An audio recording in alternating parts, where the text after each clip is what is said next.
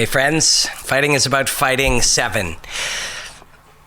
Thank you to everybody who has been checking out all our fight analysis.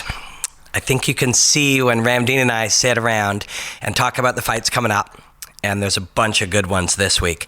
You can see how excited we are, because at the root, that's really what we do. Ramdeen's coming in tomorrow or later this week. We're going to do some analysis.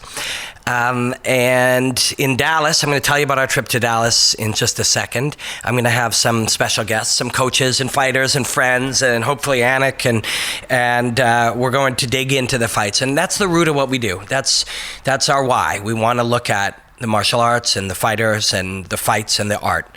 But this is a document of our process doing that. So I know a lot of people love to come here to hear, and we thank you, the breakdowns of the fights and the analysis. And if that's really what you dig, we don't mind if you take off. If you're the under the hood of how we do things and the journey of putting it together, if that's not your thing, that's totally cool. We appreciate you nonetheless. But if it is, it's been really fun to kind of document what we've been doing. Last week, I looked into the camera at my friends and I said that it's been 8 weeks we've been doing this. It was actually 7. So tomorrow will be 8, which just seems so shocking and bizarre to me. We're somewhere between 45 and 50 pieces of analysis and talk and questions and philosophy, and it's been crazy. 250,000 people have watched our stuff. That's wild. That's wild to me.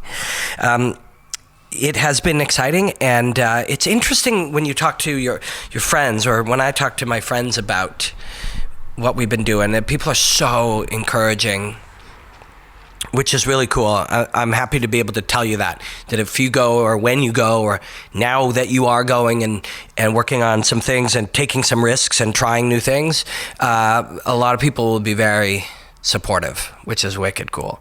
But it's an interesting thing, you know? There's a number of different things that Mark and myself, and I'll tell you, we've got some new people on the team, but Aaron, Marc-Andre, our whole team, it has been really cool for all of us, but there's so many different elements of working on something new and trying to build something. And when you talk to your friends about it, they zero in on different things, and you can see a little bit, you get a little insight into how people think and how they perceive stuff. A lot of people ask me about creative freedom, and that is a wicked thing. I mean, we came in here today and it all looked different, and we just organize it how we want, and we talk about what we want. Mark's going to put on, you probably noticed there was something off the top. We'll talk about that in a second, but graphics and elements, and we're going to just go where we want to go, talking about fights and documenting it in a platform like this. So creative freedom is super awesome. And then working with other people and making friends and working on things together. People have asked me about that. They're like, oh, wow, so you're working with Mark every day. What's that like? So we didn't even know each other 8 weeks ago. Now we're friends, and we build something together. And new people are coming in and contributing all kinds of things. We've got a friend, Christopher Ming. Thank you, Chris, for your help. He's been taking some of the words from Fighting is About Fighting and Ask Robin Black and transcribing them and then releasing them as articles on Medium. So if you go to medium.com and you search my name, you can find some of the articles from what we've been doing, which has been really cool, and it's cool of Chris to come on and give that. And then Ruben, my friend Ruben now, has kind of taken over trying to help us get to our patrons. So patreon.com is a website that helps people make art. And the people that appreciate their art, some of them become patrons, and they donate some amount of money, however big or small, in support to help you build your thing. And it's been incredible that people, I mean, really one of the main reasons we're as far as we are in 8 weeks is because of the people who have decided to support us with money, and which is wild. But we want to give that back. We want to do something extra. So Ruben is compiling and bringing together everybody, and he's going to help me build content and take it directly to our patrons.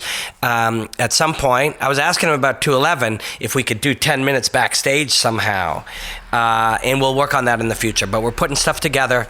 We're going to build a Facebook page private just for patrons too. And thank you, Ruben, for doing that. So the people, and there's something right from day one. Mark, Aaron, and Morgan, who's actually working on a video game thing right now, which is really cool, something big. So he'll be back in and out at different times, and he's been awesome to hang with. But we felt like sort of a little punk rock band. So that was really cool. And then, of course, you've got your particular friends, or, you know, that one uncle who's really smart, who knows about business, or, you know, different segments of your group of friends and family. People are right away like, how are you going to monetize this? It's like, I don't know, man. But if you don't make something special, you don't have to worry about monetizing it or not. So I think in the order of importance, you have to try to make something special. And that is true of your band or your song or your Etsy store or your website or whatever. If you don't make something that means something to somebody, don't start thinking about how you're going to make any money. There are people out there who figure out how to sell clicks for this much, and then it earns this much somehow. And that's just there are scam-like ways to go out and try to figure out how to monetize crap. But essentially what you're hoping to do is make something that matters to some people, that they talk about and that they share. And then stuff will take care of itself. So the main thing I wanted to tell you about this week is kind of connected to that idea. And that is, you know, we are so appreciative that people support us, and that helps us get started. But we're not sitting here trying to figure out how do we make sure we get paid yet. Everybody would like to pay their rent with the art that they make, but it's not as easy as that, and it's not the priority. If I gotta go and take a couple of shifts somewhere outside of fighting, I'd be prepared to do that if it's for the purpose of building what we love. And I really think it's important that you're never above trying to find a way to earn money. Why am I saying this? Because we're not looking to bring in money to pay ourselves.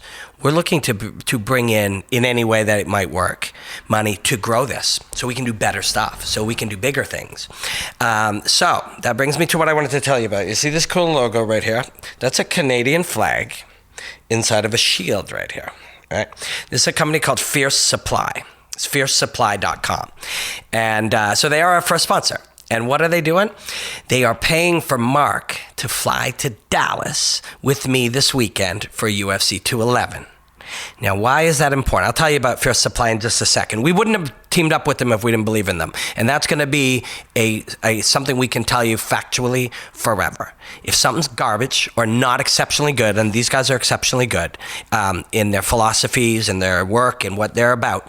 But if somebody isn't, we're not going to take their money. Because there's a certain amount of trust that will be here, that you will trust us if you spend your time here, that we're going to, we're not going to try to convince you to get crap.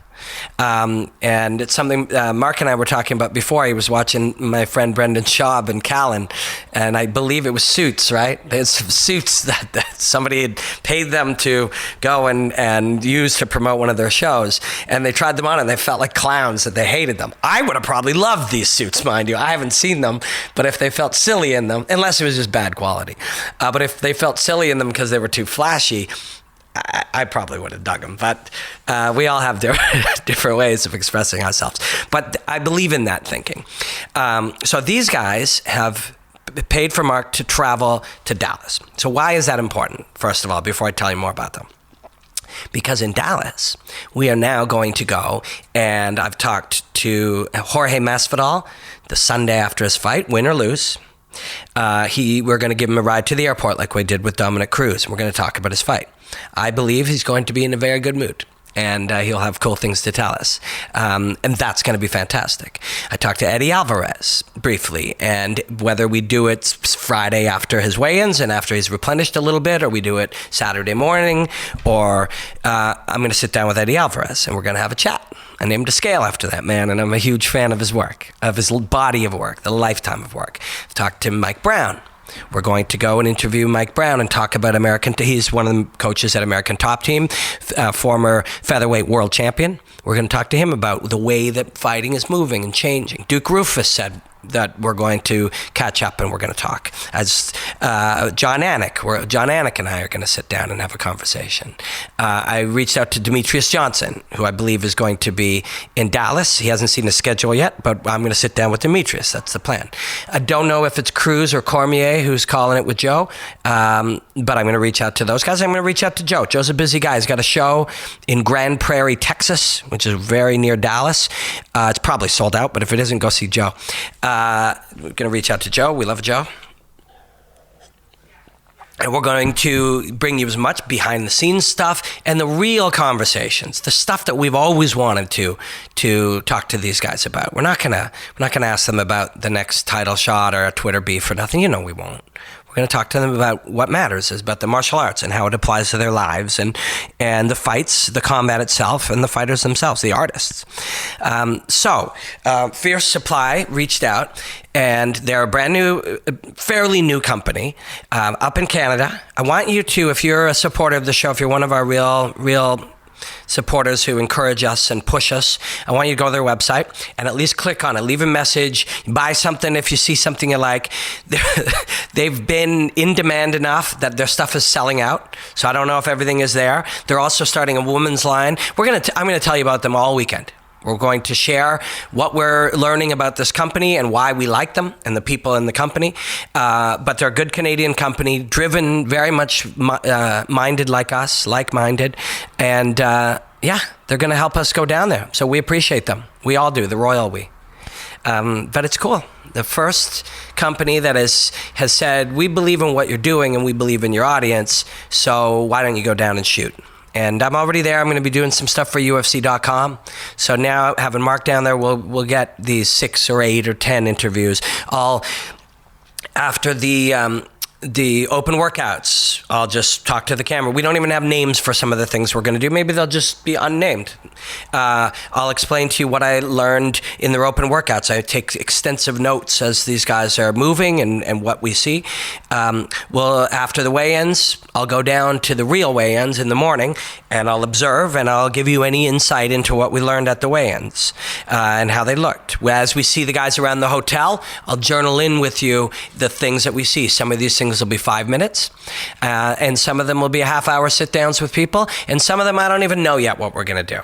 But I do want to thank Fierce Supply, and if you guys will be mentioning them, Mark's going to be wearing the clothes all weekend. It's comfortable as shit, so I've got a couple of them. I'll be wearing them a lot. When I'm doing the UFC stuff, I'll be dressed a particular way, so I won't be able to. But we'll try to give away some of their stuff next week.